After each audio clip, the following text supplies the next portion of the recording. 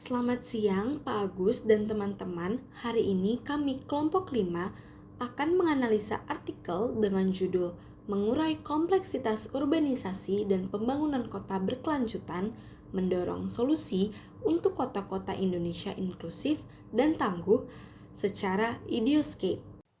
Di Indonesia, urbanisasi berkembang dengan sangat cepat.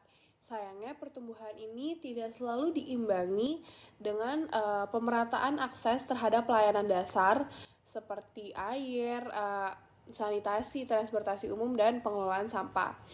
Ketimpangan ini semakin terlihat di daerah perkotaan, di mana sebagian masyarakat masih kesulitan mendapatkan fasilitas yang layak. Selain itu, perubahan iklim juga memperparah kondisi kota-kota, terutama bagi kelompok yang tinggal di wilayah beresiko tinggi terhadap bencana. Banjir, polusi udara, dan suhu ekstrim memperbesar kesenjangan sosial dan ekonomi, membuat kehidupan masyarakat miskin perkotaan semakin sulit. Oleh karena itu, diperlukan solusi yang lebih inklusif dan berkelanjutan untuk mengatasi masalah ini. Selanjutnya saya akan menjelaskan definisi dari urbanisasi. Menurut Michael Paccione pada buku Urban Geography: A Global Perspective pada tahun 2009, urbanisasi merupakan proses peningkatan proporsi populasi yang tinggal di perkotaan yang seringkali dikaitkan dengan perubahan sosial dan ekonomi. Selanjutnya ada krisis iklim. Menurut laporan IPCC pada 2023, perubahan iklim terjadi akibat suhu bumi yang meningkat dan menyebabkan dampak-dampak buruk bagi lingkungan dan makhluk hidup di dalamnya. Pada laporan IPCC ini dikatakan bahwa kota-kota di dunia berkontribusi terhadap 75% yang dihasilkan, dengan mayoritas emisi yang dihasilkan berasal dari penggunaan energi. Beberapa dampak yang utama dirasakan perkotaan akibat krisis iklim dan emisi dari aktivitas pembangunan, antara lain suhu ekstrim, polusi udara, penurunan kualitas kesehatan, dan naiknya kemungkinan bencana alam seperti banjir, tsunami, angin topan, dan lain-lain. Kemudian ada definisi masalah ketimpangan sosial. Menurut Wilkinson dan Pickett di buku The Spirit Level, Why More Equal Societies Almost Always Do Better, di tahun 2009, ketimpangan sosial adalah perbedaan distribusi sumber daya, kesempatan, dan hak-hak di antara individu atau kelompok di dalam masyarakat, yang dapat mempengaruhi kesehatan, kohesi sosial, dan kesejahteraan umum. Artikel ini membicarakan bagaimana ketimpangan sosial, khususnya ketimpangan akses akan sumber daya seperti perumahan yang layak dan pendidikan, menjadi masalah yang mencolok di kota-kota besar Indonesia. Seperti perkataan, the rich get richer and the poor get poorer. Yang kaya akan semakin kaya dan yang miskin akan semakin miskin. Artikel ini juga menggarisbawahi masalah ketimpangan akses air bersih di Indonesia, di mana hanya 42% rumah tangga memiliki akses kepada pasokan air pipa. Kemudian terdapat beberapa alternatif ide yang kami ajukan sebagai solusi setelah merumuskan masalah yang terjadi, yaitu yang pertama adanya pembangunan berkelanjutan yang mengutamakan keadilan ataupun kesetaraan seluruh lapisan masyarakat, yang pembangunannya menggunakan SDA secara bijak, serta menyeimbangkan aspek ekonomi, sosial, dan juga lingkungan, sehingga masyarakat dapat hidup dengan sejahtera dan terdorong untuk melakukan adanya pembangunan.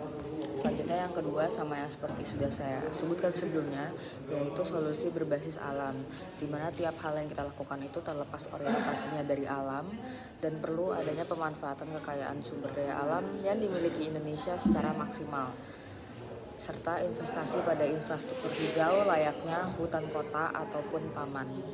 Nah, melanjutkan ide kami yang sebelumnya, di sini kami juga menawarkan yang lain, di mana kami memiliki infrastruktur hijau yang merupakan sistem alami atau buatan yang mendukung keberlanjutan. Tujuannya adalah untuk meningkatkan kualitas hidup dan melindungi sumber daya alam ataupun buatan yang sudah ada. Di sini infrastruktur hijau dapat berupa seperti taman, hutan kota, misalnya yang ada di GBK, lalu juga area basah yang berfungsi untuk mengelola air, mengurangi polusi, dan mendukung biodiversitas. Di sini kelebihan dari infrastruktur hijau ialah terintegrasi dengan infrastruktur tradisional yang sudah ada sebelumnya. Lalu yang kedua atau yang terakhir dari ide kami ialah desentralisasi, di mana desentralisasi sendiri merupakan transfer wewenang ke daerah yang tidak berpusat di kota, seperti itu. Di sini keuntungannya ialah desentralisasi ini lebih efektif dan mudah diselesaikan setiap masalah yang terjadi.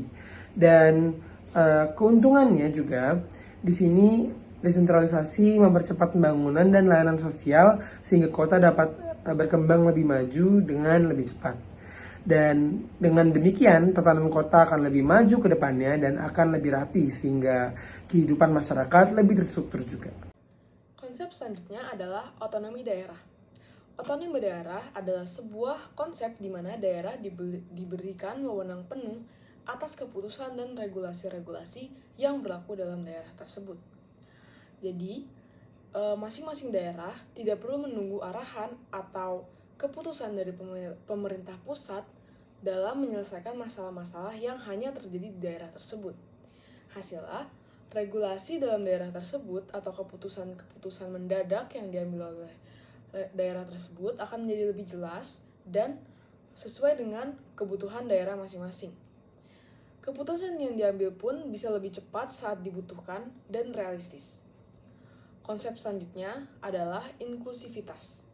Inklusivitas berarti partisipasi terbuka bagi masyarakat. Inklusivitas ini ditandai oleh kesetaraan akses dan keterlibatan masyarakat dalam segala aspek sosial di dalam daerah maupun di luar daerah. Hasil dari inklusivitas ini adalah meningkatkan keadilan dan stabilitas sosial dalam masyarakat. Jadi dari beberapa ideas yang sudah kami buat, kita sudah rancang satu prototype yaitu sistem pembangunan berbasis alam. Dari sini ada beberapa rencana yaitu pembangunan kota wajib mengalokasikan 30% ruang hijau, mengintegrasikan infrastruktur hijau dengan infrastruktur tradisional, menerapkan teknologi ramah lingkungan seperti atap hijau dan panel surya. Lalu pemerintah daerah akan memiliki kewenangan penuh dalam kebijakan pembangunan berkelanjutan. Lalu Badan Pembangunan Berkelanjutan atau BPB SBA bertugas mengawasi implementasi, melakukan audit berkala dan menetapkan standar bangunan hijau berbasis SBA. Lalu pelanggaran dikenai denda hingga 10 miliar, sementara pengembang yang menerapkan prinsip keberlanjutan mendapat insentif pajak dan subsidi. Terima kasih.